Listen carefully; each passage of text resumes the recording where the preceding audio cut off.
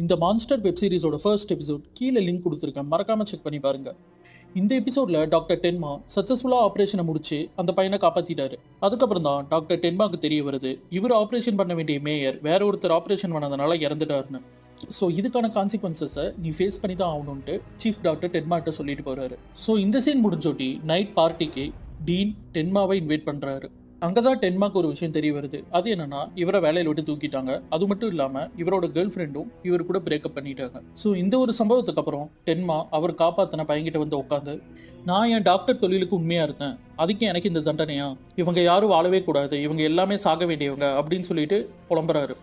So அதுக்கப்புறம் இந்த பையனோட கேஸ் ரொம்ப பாப்புலர் ஆனதுனால எல்லாருமே இந்த பையன் சீக்கிரம் கண்முழிக்கணும்னு சொல்லி கிஃப்ட் அண்ட் விஷஸ் வச்சுட்டு போயிருக்காங்க. ஸோ இதை பார்க்குற டீன் அந்த பையனோட அட்வர்டைஸ்மெண்ட் மாதிரி ஒன்று கிரியேட் பண்ணி இவங்க ஹாஸ்பிட்டலுக்கு ப்ரமோஷன் செஞ்சுக்கிறாங்க. இதுக்கப்புறம் அந்த பையனோட கேஸை பார்த்துட்டு இருந்த டென்மாவையும் அந்த கேஸ்லேருந்து விலக சொல்லிட்டு வேற ஒரு டாக்டரை அப்பாயிண்ட் பண்ணுறாங்க. ஸோ இதனால் ரொம்ப மனசோடச்ச டென்மா அவன் நைட்டு ஃபுல்லாக குடிச்சிட்டு இதை பற்றியே புலம்பிட்டு அங்கேயே அப்படியே தூங்கிடுறான். இதுக்கப்புறம் தான் ஒரு பெரிய டேர்னிங் பாயிண்ட் வைக்கிறாங்க. அது என்னன்னா, அந்த டீனோட பொண்ணு அந்த டீனை வந்து பார்க்கும்போது அவர் இறந்து கிடக்கிறாரு. இதோட எபிசோட் 2 கம்ப்ளீட் ஆகுது.